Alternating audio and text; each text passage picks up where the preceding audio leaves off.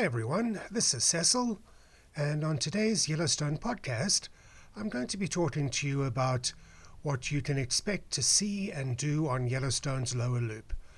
Now, those of you who've listened to some of these podcasts before will know that I've gone into a lot more detail on the lower loop and elsewhere in the park on other Yellowstone podcasts where I have, for example, done in detail the stretch of road between Madison Junction and Old Faithful, the stretch of road between Old Faithful and West Thumb, and so on. But today I'm going to give you an overall perspective of Yellowstone's lower loop. Many of you will know by now that the roads through Yellowstone make up a massive figure of 8, and tour companies such as ours will divide our tours into one day on Yellowstone's lower loop and another day on Yellowstone's upper loop. And as I mentioned before, today I'm going to be focusing on Yellowstone's lower loop. I do recommend that you try and listen to and watch this podcast on YouTube. If you're not able to do that, you can also bring up a couple of maps. The one map you can find at our motel site, which is ysmotel.com/map. That's YS, like short for Yellowstone, ysmotel.com/map. And the other map that I'm going to be using is a map of Yellowstone on Google Maps, and I'm going to be switching between the two maps. If you did want to find this podcast on YouTube, if you're listening to it on Spotify or Google Podcasts or wherever, just go to YouTube, put in Yellowstone Tours without a space in between Yellowstone and Tours. It'll show the result for Yellowstone and then a space, then Tours, and ask you if you want to search instead for Yellowstone Tours. Do that. That'll bring up our channel. Click on the channel, go to videos, and you'll find this podcast and many others there. I'm now going to be going back to the map, which you can find at ysmotel.com/map. And I'm going to start taking you through Yellowstone's lower loop. And I'm going to start at Madison Junction. And the reason I'm going to start at Madison Junction is that our tours, which you can see, by the way, at yellowstonetours.net, our tours start at the west entrance. We'll come into the park heading east and we'll arrive at Madison Junction. And then that is where we meet up with the lower loop. I'm going to do this in a counterclockwise direction, and there's two reasons I'm going to do that. West Yellowstone, as some of you will know by now, is Yellowstone's busiest entrance. And I talk about the reason for that in various others of these Yellowstone podcasts. But with it being the busiest entrance, many of you will find yourself coming in from West Yellowstone, and then you'll get to Madison Junction, and you can either turn left or right. And I do suggest that you turn right. I also suggest that you start your tour fairly early in the morning because the crowds are just so bad. And once you get to the main points of interest, you'll find that the parking lots are packed, the boardwalks are packed, it's not as much fun. So we start our tours generally in the summers at 5:45 a.m. I know it's early, but there's two reasons for that. One, you have a much greater chance of seeing animals, particularly bears. And number two, you can do the main parts of the geyser basins before all the big crowds get there. I'm now switching over to Google Maps. And on Google Maps, I'm showing you where the upper loop is, and underneath that is the lower loop. And I'm going to zoom in until we get to Madison Junction, and I'm going to zoom in quite a bit so you can see some of the place names. And something else that I like to do, if you look at the bottom left, you'll see there's a satellite view, and I'm switching to satellite, and I'll tell you why in a minute. So we're at Madison Junction. We're going to turn right or south. And the first thing that I'd like to show you is that this is where the Madison River and the Firehole River meet up. And from the point where they meet up, this is where the Gibbon River, coming from the right, coming from the northeast, and the Firehole River, coming from the south, meet up to form the Madison River. And it's pretty cool to take a little stroll over there. And I know if you're looking at Google Maps, you'll see the Madison River to the right, and I've never been able to understand that because that's actually the Gibbon River. As I said, the Gibbon and the Firehole meet up to form the Madison. So that's an interesting point of interest. If you are going to go off the road, remember, take your bear spray with you. You never know when you may meet up with a bear. Our company incidentally rents bear spray if you're staying in Yellowstone and you don't want to spend money on buying a can, which can be more than $50. We do rent it out, and you can see that at oneyellowstone.com. That's the number one, just the digit, the number oneyellowstone.com, and you can get more information there. Anyway, we're going to carry on south, and what I'd like to show you now, if you have a look at these white areas that we're going to see, this is pretty interesting. There's a mineral called sinter, which gets brought up from underground by the geysers and the hot springs. And the sinter gets deposited all over the place, and it's a white or a pale cream or a pale grey color. And everywhere you see sinter, you know that there either is a thermal area there at the moment, or there used to be a thermal area there at one time. What I'd also like to show you, if we go to the map, which you can see on our site, ysmotel.com/map, and I'm zooming out on the lower loop, you'll see that there's a faint purple line running around more or less the lower loop. What that is, that's the line showing the caldera. And the caldera is the gigantic hole in the ground that was left the last time the Yellowstone supervolcano erupted, and depending on which authority you want to believe, in between 610,000 years ago and 635,000 years ago. Because the caldera is where it is, following the lower loop, and the hotspot that is under the Earth's surface comes out more or less under the lower loop, this is where we can expect to see most of Yellowstone's thermal features, where we can expect to see the geysers, the hot springs, the mud pots, and the fumaroles in the lower loop as opposed to the upper loop. I'm now going back to Google Maps, and as we start driving up, there's a little hill that I'm pointing out. We can take a little road that leads off to the right, and I've zoomed in a little bit so you can see it, called Firehole Canyon Road. You're not going to find any major areas of thermal interest over here, but it's a pretty cool little road, and it's got two pretty interesting features on it. One is Firehole Falls. You get a really good overview of Firehole Falls, and the other is just before the road meets up with the Grand Loop Road again, you can see on the map it says the Firehole River swimming area, and that is a great swimming hole. Now, the Park Service won't let you swim in there until the high waters of the spring have subsided. Obviously, there's a lot of snow melt coming into the river in the spring, so the water is flowing a lot faster than it would a little later in the season, so you won't be allowed to go in the water until it has calmed down a little. Zooming out a little again, if you didn't want to take Firehole Canyon Drive, you can stay on the Grand Loop Road. It's a pretty drive, but there's not an awful lot to see there. We're going to carry on the road, heading more or less south, and as you can see, we're following the Firehole River. And I'm going to zoom in again. You're going to go over the Nez Perce Creek.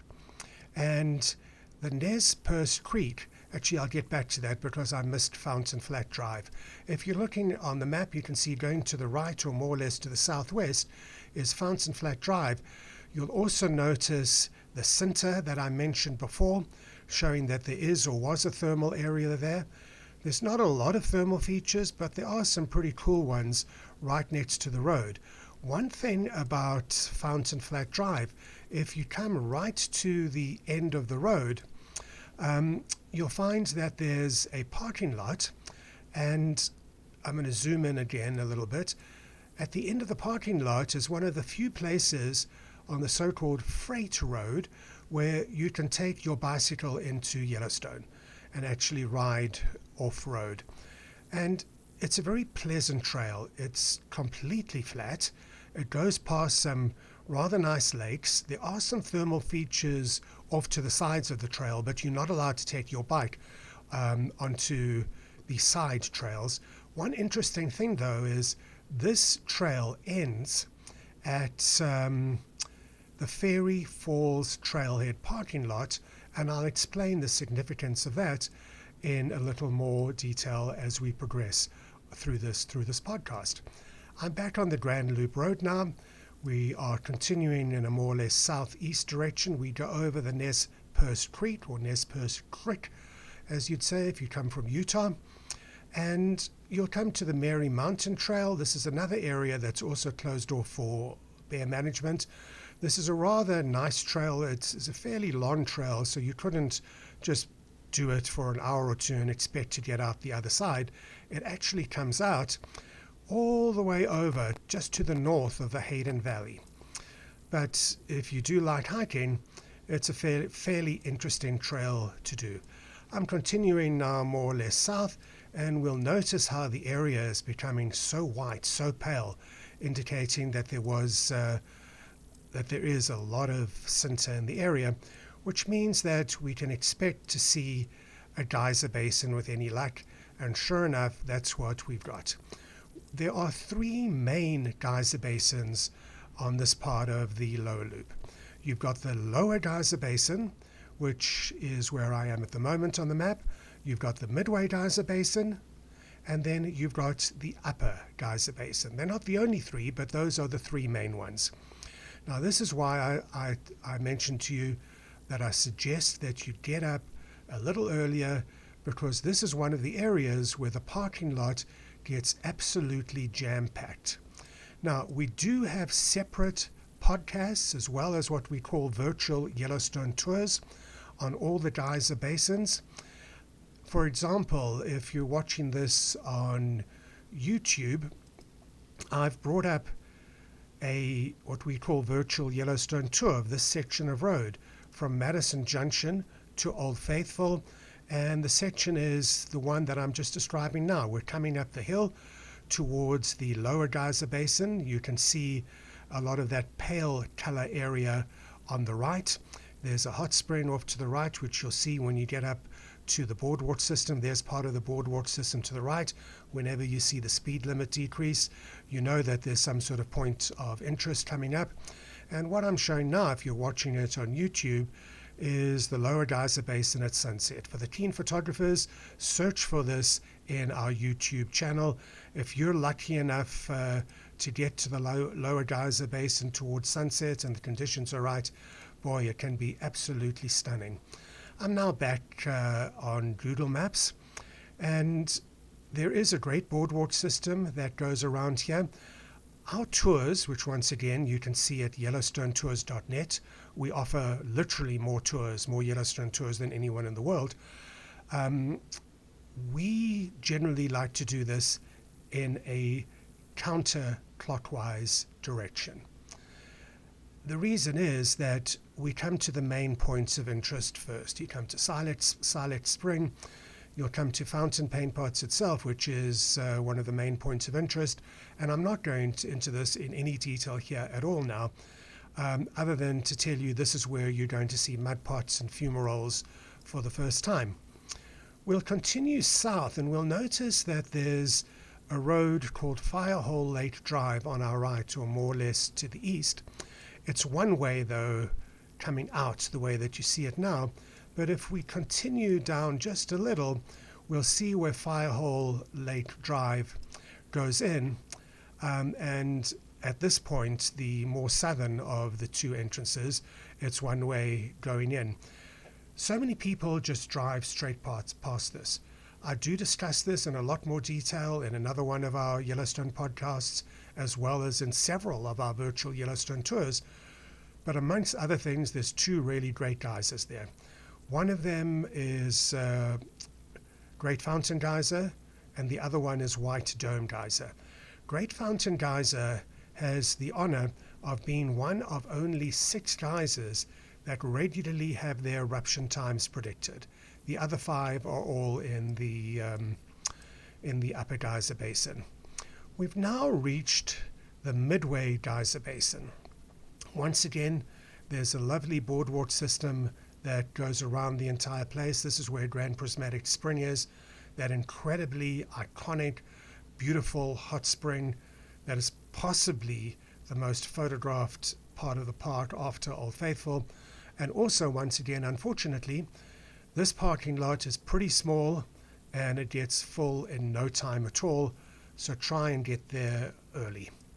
We'll continue along the Grand Loop Road and we'll see now the Fairy Falls Trail parking lot. This is a really cool jumping off point for several reasons. Number one, it's the hike to Fairy Falls. Number two, you can continue on from Fairy Falls to Imperial Geyser. And I do encourage you to look at our virtual Yellowstone tour on Imperial Geyser. And for those of you who are watching this on YouTube, I'm just seeing if I can bring up Imperial Geyser. There it is. It is so incredibly beautiful. We offer hikes. We also run a hiking business in the area. You can see it at YellowstoneDayHikes.com. That's YellowstoneDayHikes.com.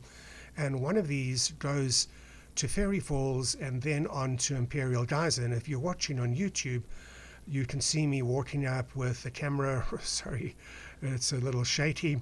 But this pool is so incredibly beautiful. You can, of course, hike it by yourself, and we do have videos of that in our virtual Yellowstone tour YouTube channel as well, which you can have a look at before you get here.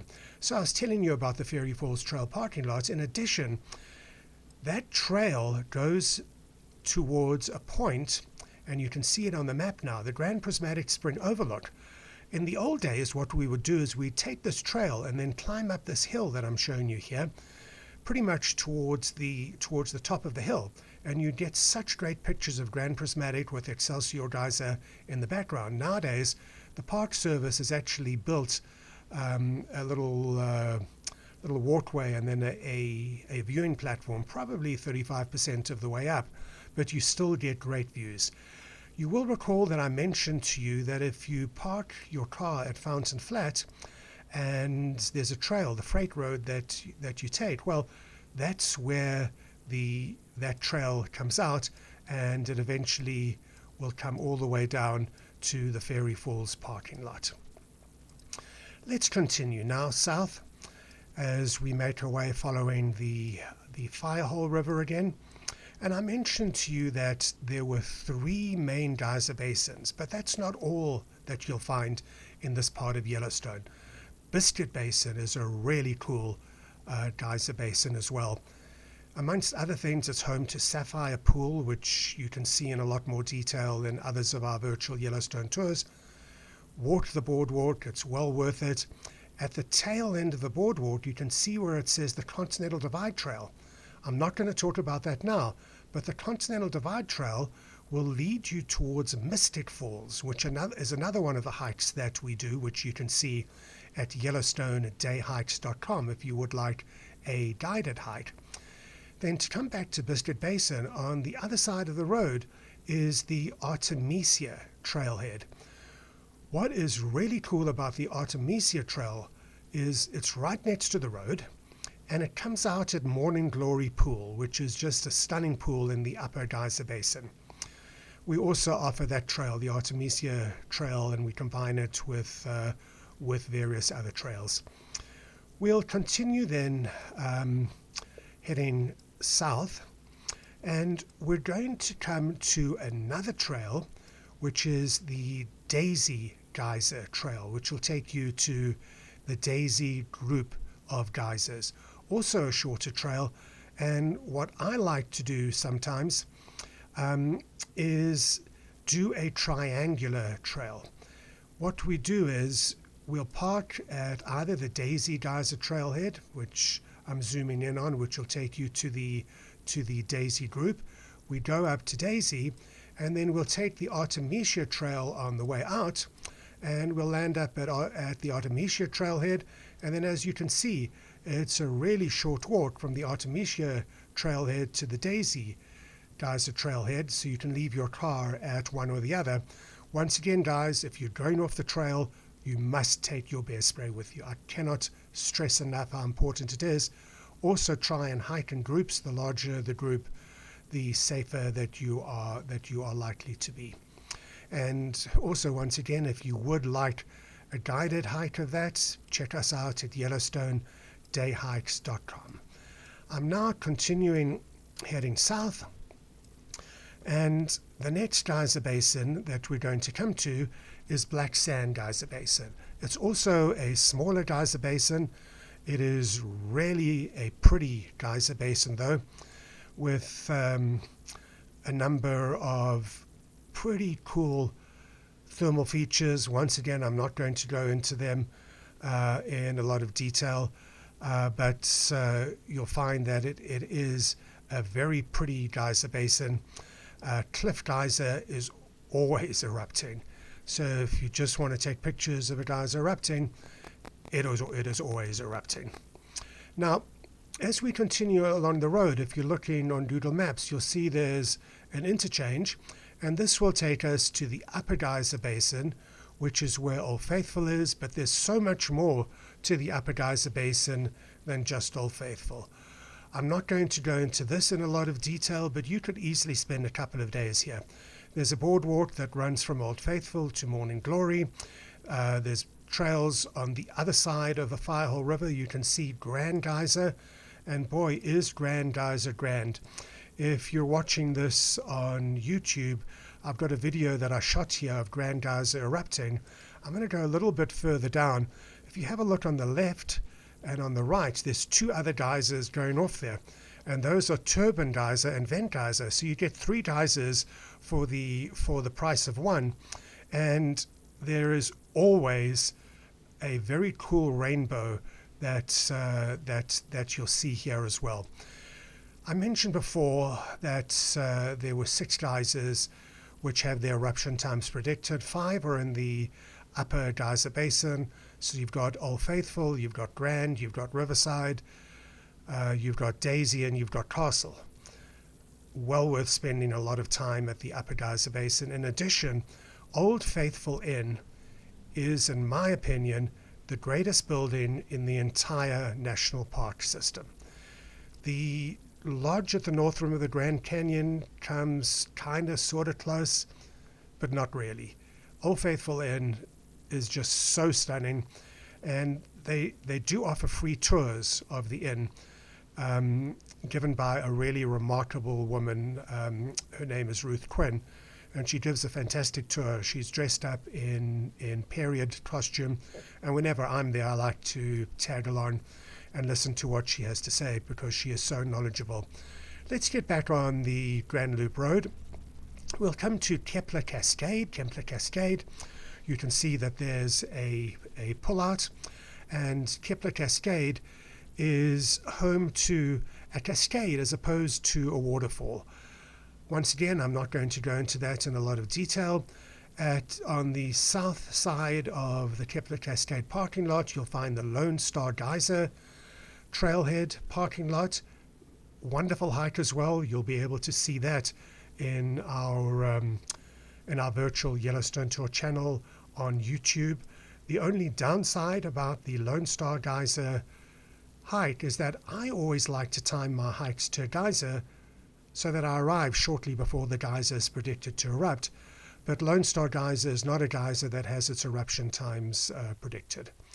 We're now going to continue on the Grand Loop Road, and there's not a lot of major sites really close to the road. It's a very pretty drive, and it goes up and down, more up than down on this part anyway.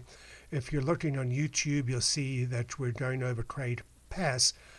Something else, check out our podcast as to which Yellowstone entrance you should use, because it does go through the times that the various Yellowstone roads open. You don't want to come here and find that the roads are closed, and Craig Pass is one of the roads that only opens a little later than the other roads. So we are climbing up to the Continental Divide, and Google Maps doesn't seem to go to the map that you'll find on our site at ysmotel.com/map, and I'm zooming in a bit, and I'm showing you where we are. We're climbing up to the Continental Divide, and this mustard colored line is the Continental Divide. When you get to the top, the first time you cross over the Continental Divide, you'll see Isa Lake. Way cool lake, even though it's a really small lake. There's water lilies growing up there, and it has some very interesting features to it, which I'm not going to go into in a lot of detail now. The road twists and turns, drops down, comes up again. You'll go over the Continental Divide again, and then drop down. And as you drop down, there are simply stunning views over Yellowstone Lake. Yellowstone Lake is the largest lake in Yellowstone. Aha, I forgot something. You can see Shoshone Lake on this road as well, and I'm going to go back to Google Maps. I think I saw it here. Yep, you can see the Shoshone Lake overlook. It is believed that Shoshone Lake is the largest lake in the lower 48 states, which cannot be accessed by road. So you have to hike in or take a kayak in up up Lewis Lake, then Lewis River, and then into Shoshone Lake. A friend of mine did it, and he said it was stunning beyond words. So where the road twists as you're dropping down, you have these great views over Yellowstone Lake, which I mentioned is the largest lake in Yellowstone, and it is the second largest alpine lake, so the second largest lake at altitude anywhere in the world. Now, as we start dropping down, there's a couple of places that you can pull out and park, and there's wonderful views over Duck Lake towards Yellowstone Lake, and at the very far end of Yellowstone Lake, you've got the Absaroka Mountains, which are covered in snow at the very tops for a lot of the year. So it does make a stunning picture. Let's continue now, and we're going to drop down towards West Thumb Geyser Basin. West Thumb Geyser Basin is right at the very bottom of Yellowstone's lower loop, and I'm zooming out at the map you can find on our side so you can see here's the lower loop. Right at the very bottom is West Thumb Geyser Basin. West Thumb Geyser Basin is my favorite geyser basin in all of Yellowstone. To start off with, you've got this incredibly blue, and I know it's not blue on Google Maps, but when you see it on a nice sunny day under blue skies, oh my goodness, it is so stunning. Just this incredibly blue lake with the mountains off in the background and all these really cool features at West Thumb Geyser Basin. If you do take one of our Yellowstone tours, which you can see at yellowstonetours.net, that's yellowstonetours.net, and I particularly refer you to one we call the Best Yellowstone Tour. We try and get to West Thumb just after sunrise. The sun obviously rises in the east, so the thermal features at West Thumb are going to be backlit. So you've got the steam coming off the thermal features, you've got the sun illuminating them from the background, and the picture possibilities are endless. So spend some time wandering around West Thumb Geyser Basin. We're now going to continue in a more or less northerly direction following Yellowstone Lake. Now, right on the shores of Yellowstone Lake, if you're looking at this on YouTube, you're going to see some thermal features. You're going to see some sinter, some whiter areas. And in those whiter areas, there are actually some geysers hidden there. So don't be surprised if you're driving along and you see a geyser erupt. Having said that, there's not too much in the way of thermal features along this section of road, but what there are some really cool picnic spots. And I've zoomed in on one of them. You can see there's a little sandbank. And where you see that sandbank, there's a really nice picnic spot that, for whatever reason, there it is on the map, the Park Service has not given a name. I've driven past, I don't know how many times, so that I could, when I refer people to this picnic spot, say, hey, look out for XYZ picnic spot. But where you see a little building That's a primitive restroom or a primitive toilet, and there'll often be a picnic spot where you see those, and you've got these picnic tables in the lodgepole pine trees right on the lake, and it's one of the most cool places to have your lunch when you're at Yellowstone. Continue on the road, you'll find there's another couple of pullouts, and once again you've got these beautiful views over the lake, but apart from that, once again there's not an awful lot to see along this stretch of road until you get to the Gull Point turnoff. One nice thing about the Gull Point turnoff is that it also takes you to a rather nice picnic area, once again set in the lodgepole pine trees. One thing you can look out for, and do you see that boat on Google Maps?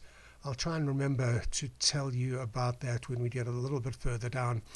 But in the summers, once the lake water level has dropped, because there's not as much snow melting off coming into the lake, there's actually a sandbar which you can take out into the lake. But please be careful. If it's stormy or windy, the lake can get very choppy and waves can develop in no time. So let's get back onto the road, and we'll see the natural bridge trailhead. This is a rather nice trail, not all that long, and it is flat until you get to the end of the trail. If you want to walk up to the top of the bridge, well, then it's steep, but not for very long.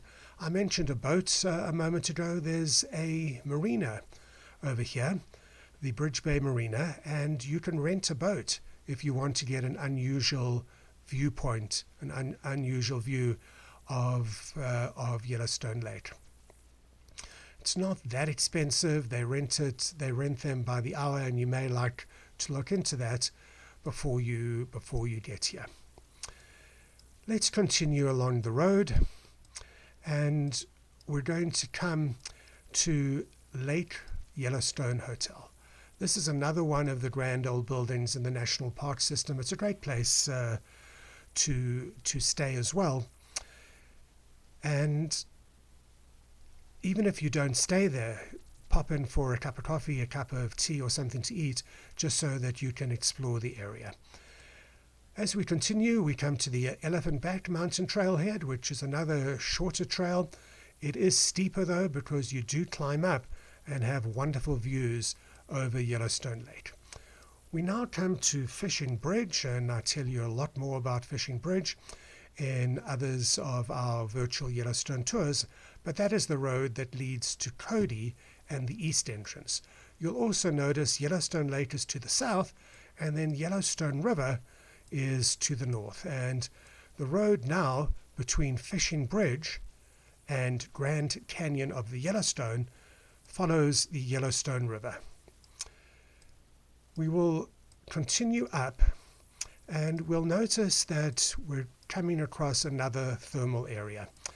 Now, there's only two major thermal areas on the east side of Yellowstone. This is the one, the other was West Thumb.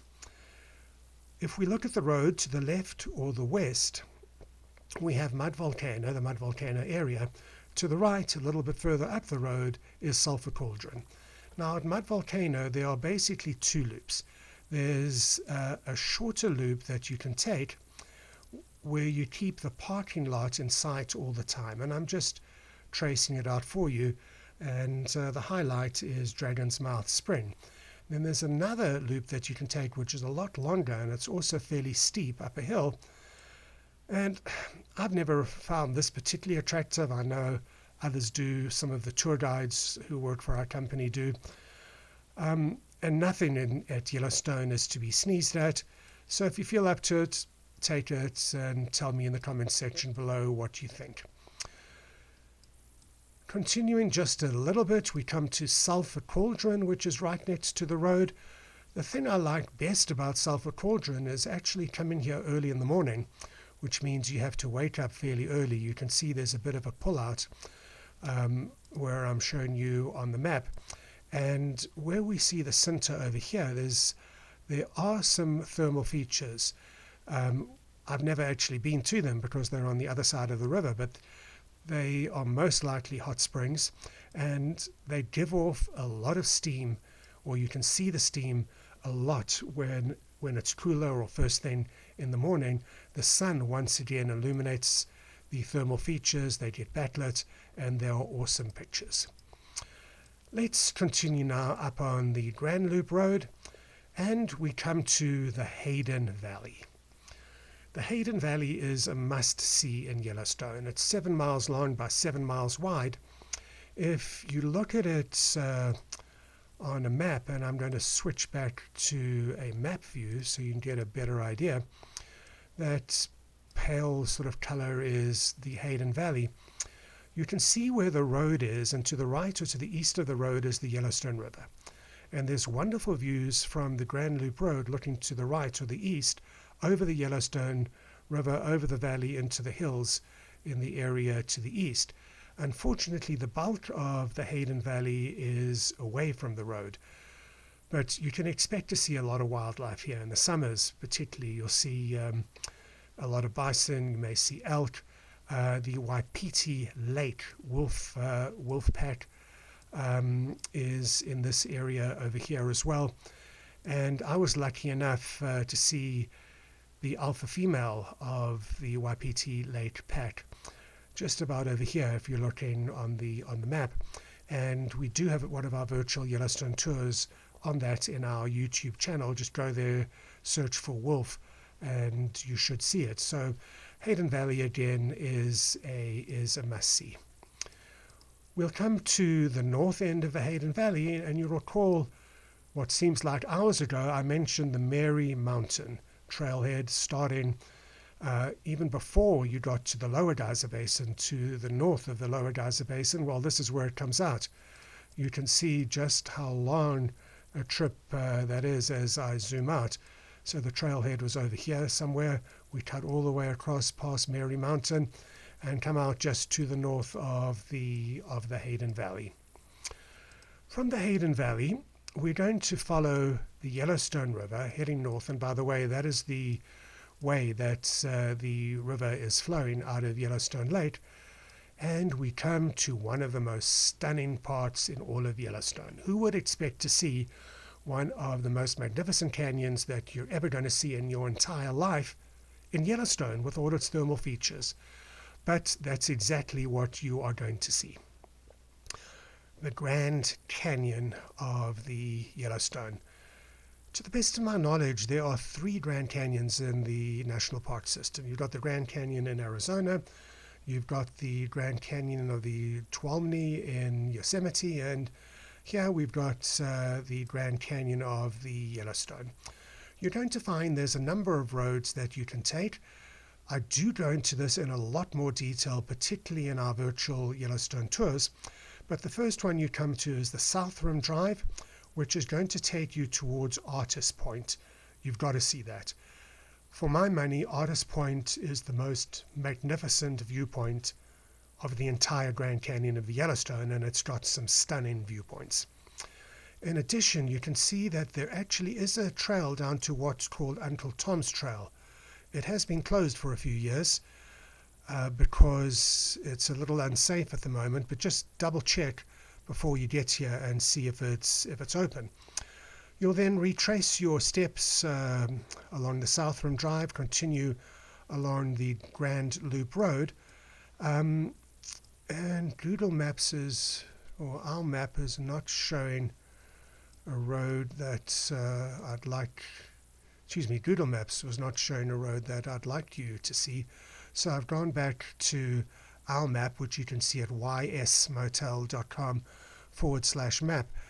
By the way, if you do have any queries, you'll notice there's a chat button on all of our sites. This one on the tour sites, on our bus site, hiking site, and if you've got any queries, just don't hesitate to drop us a line.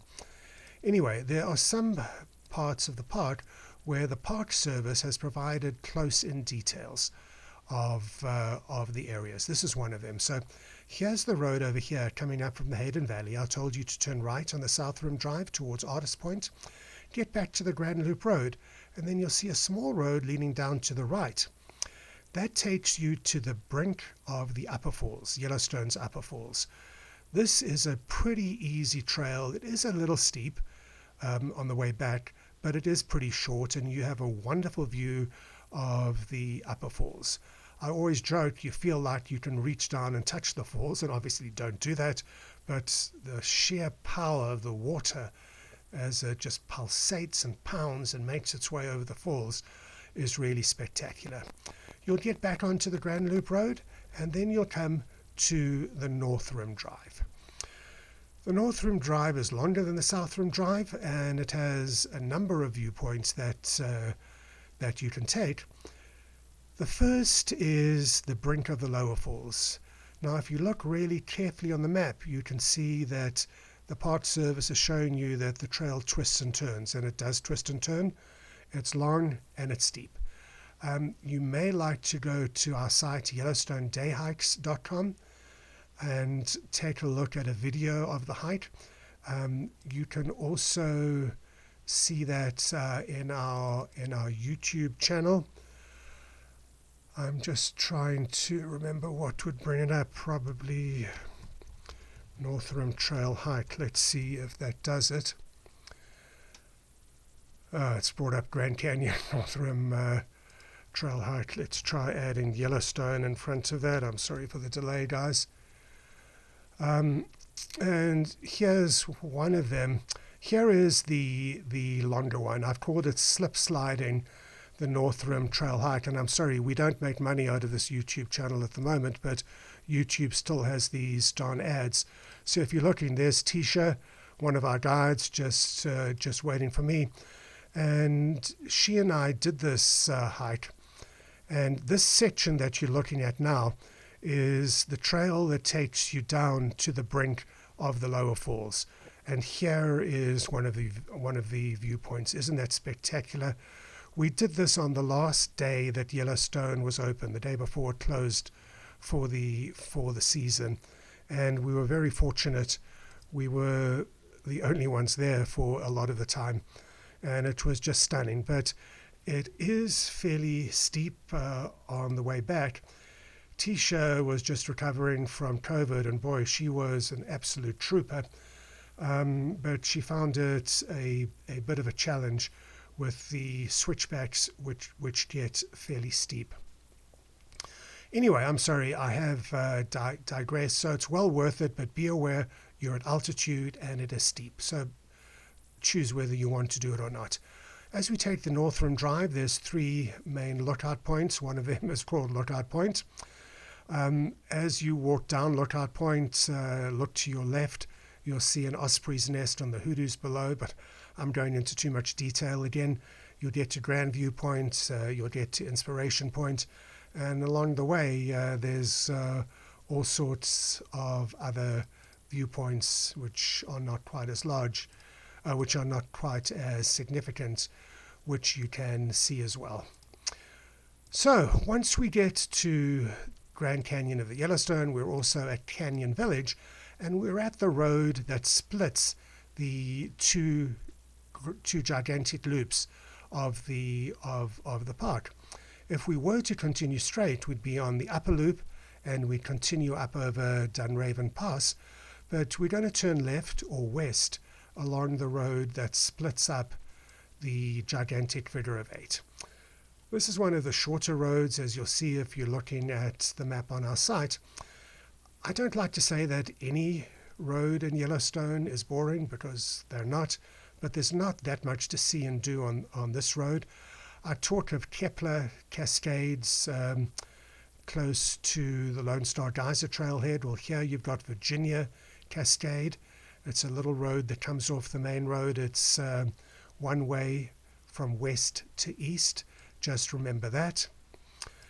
Then we come to Norris Geyser Basin. I'd always regarded Norris Geyser Basin as being the most thermally active part of Yellowstone, but I did one of our Yellowstone podcasts with the chief seismologist of the Yellowstone Volcano Observatory, he told me I wasn't quite correct. It's the hottest part of Yellowstone, which is really interesting because if we look at the lower loop, look at where the caldera line is, and Norris is outside the caldera. Nevertheless, it's still the hottest part of Yellowstone. It's a very dynamic part of Yellowstone. Norris is divided into two geyser basins, Back Basin and Porcelain Basin. Porcelain Basin, I'll deal with very briefly first, is home to something called Porcelain Springs. Don't forget to do Porcelain Springs. It is really a stunning part of the park, and there's just so much going on there. And I'm just trying to find it on Google Maps while I'm talking. Okay, so we can see where the Norris Geyser Basin Museum is. We take the little stroll down, and it's pretty steep on the way back, by the way, and we turn right where you see Hurricane Vent, and that'll give us a view over Porcelain Springs. Try and get there in the morning or when it's colder. The views are just stunning, and then come back and do the rest of Norris. Walk back up the road and you'll come to Back Basin. Back Basin is best known for Steamboat Geyser. That podcast that I was talking about, which I did with the chief seismologist of the Yellowstone Volcano Observatory, a guy called Dr. Jamie Farrell, who's with the University of Utah Department of Geology and Geophysics. He did some studies on steamboats, and that's a very interesting podcast if you're interested in that sort of thing. Steamboats been erupting a lot more recently, but you still have to be very lucky to actually watch it erupt. Here's the Gibbon River. If you're looking at the map, you can see it goes up to the north and then comes down to the south, and then follows the Grand Loop Road as it makes its way down. This is a very beautiful part of Yellowstone with the Gibbon River right there.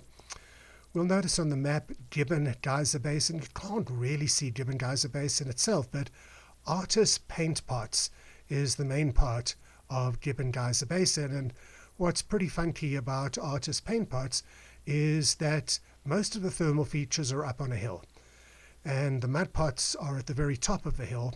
So you've got a bit of a walk up there, but it's well worth it to see the thermal features and also the great views from high up. In addition, this part of the park is beautiful because you've got Gibbon Meadows, and then just to the south of Gibbon Meadows, we're going to come to Elk Meadows, which are two really open parts of Yellowstone. Continue on the road heading south. Check this out. Here's the road heading south, and up at the top of the hill there's a geyser basin. This is the most unusual geyser basin in all of Yellowstone. You'll see the thermal features are really funky looking. They look like chimneys. We do run a guided hike up there, which once again you can see at YellowstoneDayHikes.com. YellowstoneDayHikes.com. Remember, take your bear spray if you don't do a tour with us. Continue south, you'll come to Beryl Spring, which is right next to the road, a very colorful spring, as you might gather from the name. And then we will continue south. We'll notice it says Caldera Rim Vault Toilet. Rather interesting way to describe a toilet, but what they're getting at there is that this is supposedly the eastern edge of the caldera. I say supposedly because I don't know how many times I've looked, tried to see something of significance, shown me that it is the line of the caldera. You can't really see it, but that's the subject of another story. We'll carry on along the road. We'll come to Gibbon Falls, and the Park Service has put a really good parking lot in right next to the road, and it shields the new trailway down to Gibbon Falls. So it's a very easy walk, and you get some nice views of Gibbon Falls. We're going to carry on more or less south. If you're looking on YouTube, you can see a little pull-out, a circle. That's another picnic area. For my money, you can take it or leave it because you're kind of high above the Gibbon River and the trees more or less obscure the river from view. Let's continue, and we're making our way back towards Madison Junction. And you'll remember that this is where we started today's Yellowstone podcast, and we make our way back towards the Madison campground, and that is where we came into the park from West Yellowstone. Remember, guys, if you're looking for lodging in West Yellowstone, please check out our motel at ysmotel.com, short for YellowstoneMotel.com. I hope this Yellowstone podcast has been informative and enjoyable, and here's a bit of a sales pitch for those of you who are still hanging around. If you need a motel at Yellowstone again, please go to ysmotel.com. If you're looking for a Yellowstone tour, we operate more Yellowstone tours literally than anyone in the world, from West Yellowstone and other local cities, and also from all major cities across the western United States. And you can see that at yellowstonetours.net. That's yellowstonetours.net. You can see all of our virtual Yellowstone tours. That's videos of the entire park, every single road in the park, all the geyser basins, all the major geyser basins, all the major geysers erupting, and so much more at virtualyellowstonetours.com. And if you'd like a guided hike, please check out our site, YellowstoneDayHikes.com. That's YellowstoneDayHikes.com. Thank you for joining me on today's Yellowstone podcast.